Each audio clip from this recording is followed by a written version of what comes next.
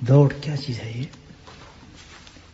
اس پر رضوان دین فرماتے ہیں کہ کس قسم کی دوڑ ہے اور کدھر ہے یہ دوڑ؟ کیا مراد ہے اللہ سے کہ اللہ کی طرف دوڑو؟ اللہ سے مراد، اللہ کی طرف دوڑنے سے مراد یہ ہے کہ وہ دن ڈے آف جسٹس، جس دن اللہ سبحانہ تعالی پوری کائنات کا فیصلہ فرمائیں گے، اس دن کی طرف اللہ سبحانہ تعالی فرماتے ہیں کہ وَرُّوا إِلَى اللَّهِ، یعنی اللہ کی اس دن کی طرف جو قیامت کا روز ہوگا، جس میں اللہ سبحانہ تعالیٰ کے حضور تمام کے اعمال نامے پیش کیے جائیں گے، تو فرمایا اس طرف دوڑ۔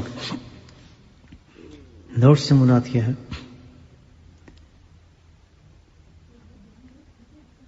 اعمال یہ ذریعہ ہے اس دن تک پہنچنے کا۔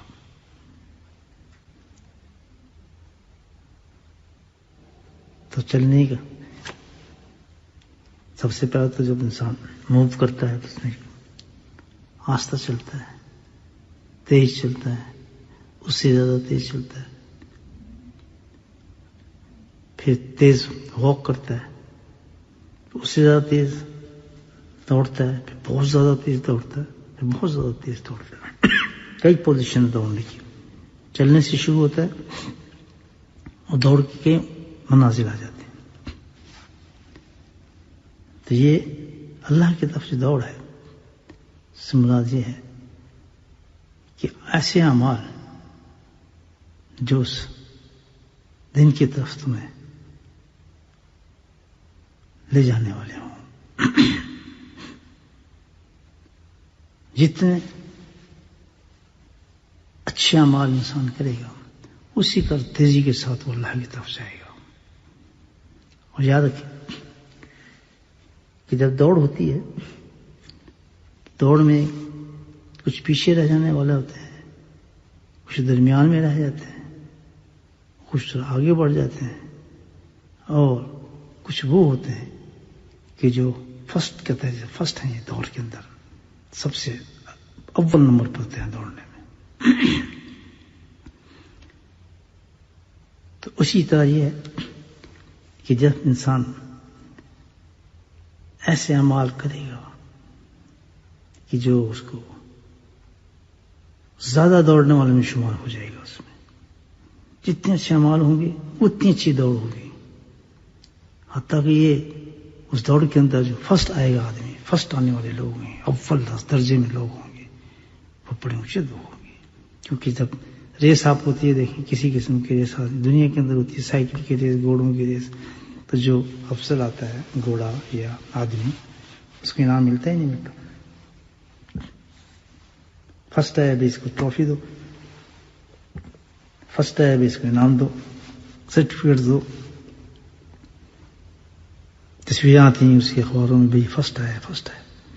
تو اسی طرح یافت کی دوڑ میں بھی کئی سٹیجز ہوں گے بھاگنے والوں کی، کئی سٹیجز ہوں گی، جن کے پاس جتنا اچھا عمل ہوگا الحمدللہ وہ اس ریس کے اندر، آخرت کی ریس کے اندر وہ آگے ہوں گے۔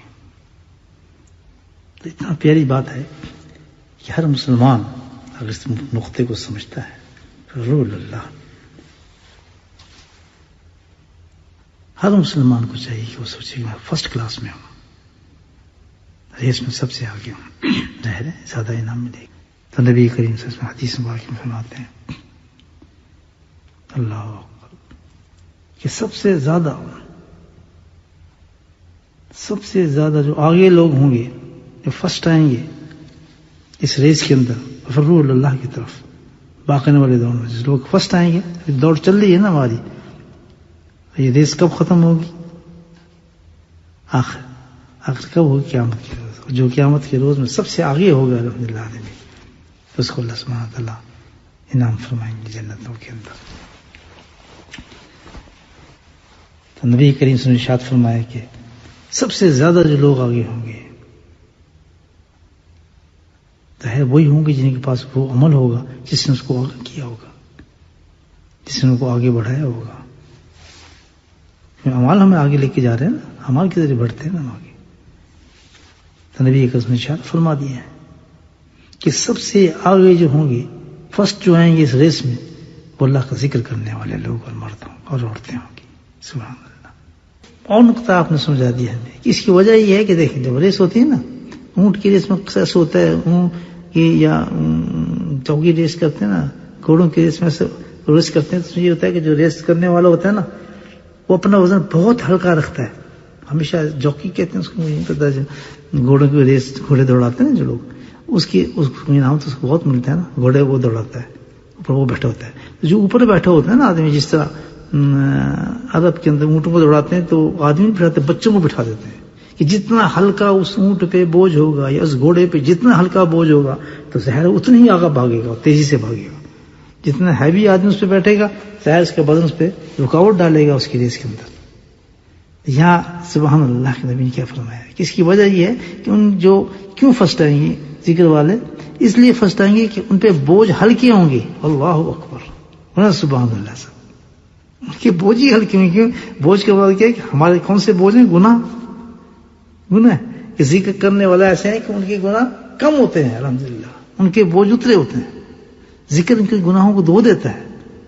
اسی لیے نے کہا ہے کہ بکرۃ و اصیلا، صبح اور شام جب آپ ذکر کرتے ہیں بس کرو اس کا تبت و تبدیلا، بکرۃ و اصیلا قرآن کہتا ہے. کیا کہا قرآن نے بتایا کہ اللہ کا ذکر کرو اور ایسے کرو کہ الگ ٹائم میں کرو بیٹھ کے، وہ تبتل تبدیلا، الگ بیٹھ جاؤ، اللہ کو یاد کرو. کون سے؟ صبح اور شام اللہ کو یاد کرو. تو جب صبح اور شام کرتے ہیں تو گناہ جڑتے ہیں ظاہر.